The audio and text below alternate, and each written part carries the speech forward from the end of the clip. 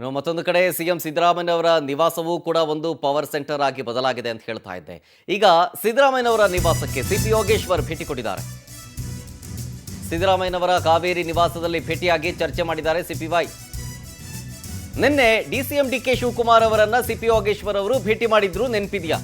ನಿನ್ನೆ. ಈಗ ಸಿದ್ದರಾಮಯ್ಯನವರನ್ನ ಭೇಟಿಯಾಗಿದ್ದಾರೆ. ಈಗ ತಟಸ್ಥ ಬಣದಲ್ಲಿ ಇರುವಂತಹ ಶಾಸಕರಿಗೆ ಬಹಳ ಡಿಮ್ಯಾಂಡು. ಒಂದು ಕಡೆ ಸಿದ್ದರಾಮಯ್ಯನವರೇ ಸಿಎಂ ಆಗಿ ಮುಂದುವರೆದರೆ ಸಂಪುಟ ಪುನರ್ರಚನೆಯಂತೂ ಆಗೇ ಆಗುತ್ತೆ. ಅವರ ಹೊಸ ಸಂಪುಟದಲ್ಲಿ ಸ್ಥಾನ ಗಿಟ್ಟಿಸ್ಕೊಳ್ಳೋದಕ್ಕೂ chance.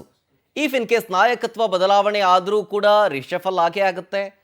If in case D K Shivakumar ಅವರು ಏನೋ ಪ್ರಯತ್ನ ಪಡ್ತಾ ಇದ್ದಾರಲ್ಲ, ಪ್ರಾರ್ಥನೆ ಪಡ್ತಾ ಇದ್ದಾರಲ್ಲ, ಅದರ ಪ್ರಾರ್ಥನೆ ಫಲ ಕೊಟ್ಟು ಅವರು ಸಿಎಂ ಆದರೆ ಅಲ್ಲೂ ಕೂಡ ರಿಷಫಲ್ ಆಗೇ ಆಗುತ್ತೆ. ಆಗಲೂ ನಮಗೆ ಸಚಿವ ಸ್ಥಾನ ಸಿಗಬಹುದು ಅನ್ನುವಂಥ ಆಕಾಂಕ್ಷೆಗಳಿದ್ದಾವೆ. ಹಾಗಾಗಿ ಈ ತಟಸ್ಥ ಬಣ್ಣದಲ್ಲಿದ್ದವರಿಗೆ ಇದೊಂದು ರೀತಿಯಾಗಿ ಚಾನ್ಸ್. ನೋಡ್ಬೇಕೇನಾಗುತ್ತೆ ಅಂತ ಈ ಪವರ್ ಸೆಂಟರ್ನಲ್ಲಿ.